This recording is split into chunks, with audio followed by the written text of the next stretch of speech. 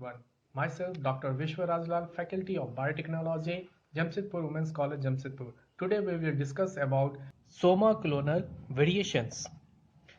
In this, we will discuss about introductions, definition, history, mechanism causing somaclonal variations, isolation and selection of somaclonal variations, steps involved in the inductions and selection of somaclonal variations, and lastly, applications. Now we start somaclonal variations. It has been recognized that all plants regenerating from a tissue culture are not exact replicas of a parental forms. Phenotypic variations are frequently observed amongst regenerated plants. For a long time, the frequently observed variability in plant populations has been ignored, and normal plant regenerations from the tissue culture was the ultimate objective for plant propagations. But we know from our classical genetics that the phenotypic changes are associated with genetic changes of an organism. It is also now well established that frequently genetic changes could result from mutations, epigenetic changes, or are combinations of both mechanisms. Thus, populations of plants which are derived from somatic cells of the explant via callus culture, and so some new heritable traits are known as somaclonal variants, and the variations displayed by such plants are known as somaclonal variations. Now definitions.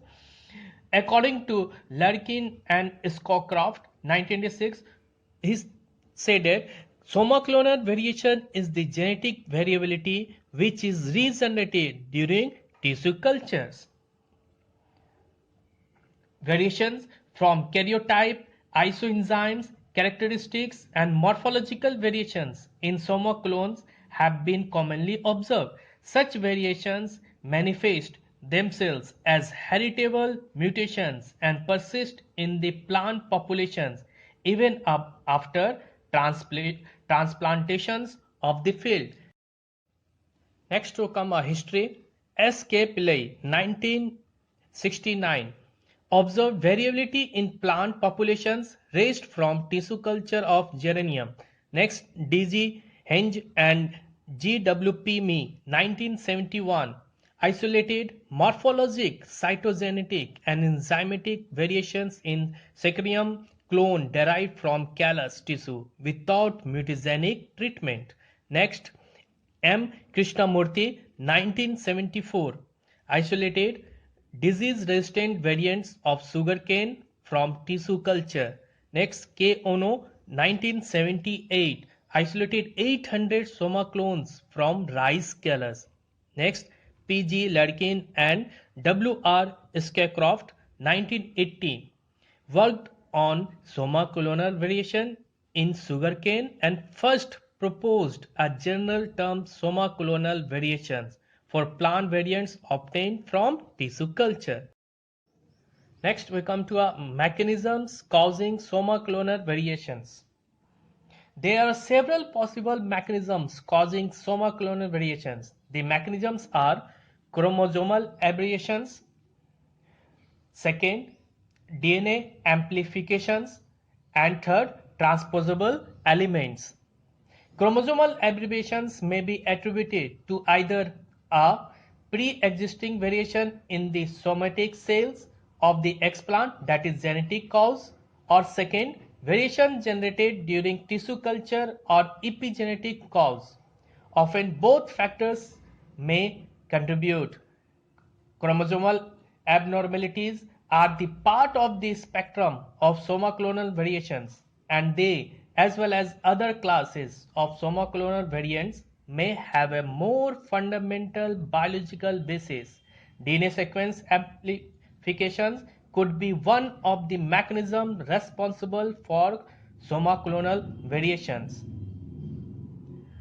Such amplifications could lead either to increased synthesis of a specific gene product or Perturbations in developmental timing of gene activity if the repeat sequence function in new chromosomal locations. Transposable elements occur both in somatic and germ-line cells. By virtue of their movement, transposable elements can inactivate structural genes, other gene regulations, possibly reactivate silent genes, and can generate duplications and deficiencies. A greater understanding of somaclonal variation will come only from the molecular analysis of mutants. Next, we come to isolation and selections of somaclonal variations. In this, first, analysis of phenotypic character, second, cytological study of the variants, third, DNA content of the variants, fourth, selection for disease resistance, fifth, selection for herbicide resistance, 7. Selection for environmental stress tolerance, etc. Now we come to our first analysis of phenotypic characters. Phenotypic variations may arise among the regenerates during culture. Such variant characters are observed thoroughly. A detailed report on observed characters are to be prepared for each variant plants at the active level. After that, variants are transferred from culture flags to the field. In the field, such variants plants are observed during their successive growth and development. Such qualitative and quantitative phenotypic characters like plant height, maturity rate, leaf size, flowering date, yield, seed fertility, vaccines in different plant parts, flower morphology, etc. are used as a parameter to sort out the variants. Next, cytological study of the variants. The traditional method of acetocarmine and Fulgen stain sequences of meristematic tissues, root tip, leaf tip cells of the variants permit the study of the number and growth morphology of chromosome. So any change in chromosome number or growth structure of chromosomes can be detected by this method. DNA contents of the variants. DNA content of the Fulgen stain interphase nuclei can be measured by cytophotometer. Any numerical changes of chromosome will show either higher or lower value of DNA content. So the measurement of DNA content can be used as a parameter for rapid screening of variants.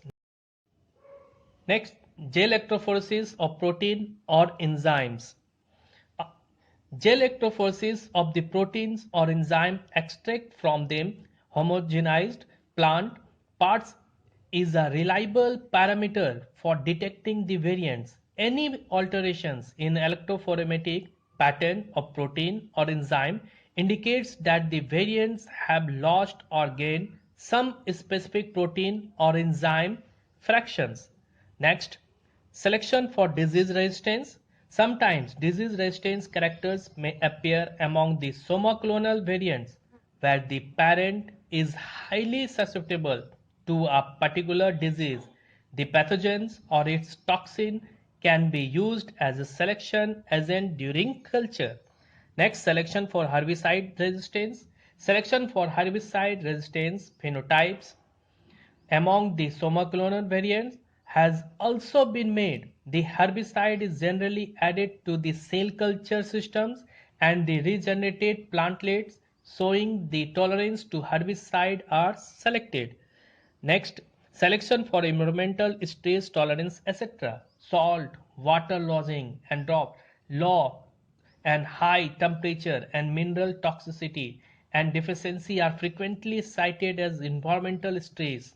Many attempts have been made to isolate stress tolerant phenotypes in tissue culture.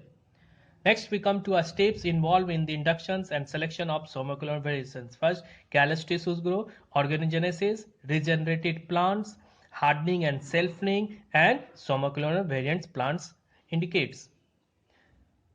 Then, lastly, applications. In tissue culture, somaclone variations has been presented a lot of significant contributions to plant science. Second, the major benefits of somaclone variations is to create variation in adapted genotypes. Third, somaclone variations among regenerated plants from callus and protoplast culture has been suggested as a useful source of potentially variable germplasm for plant breeding and plant improvement. So this is the overall about somaclone variations: introduction, definition, history, mechanisms causing somaclone variations, isolation and selection of somaclone variations, steps involved in the induction and selection of somaclone variations, and lastly applications. Thank you.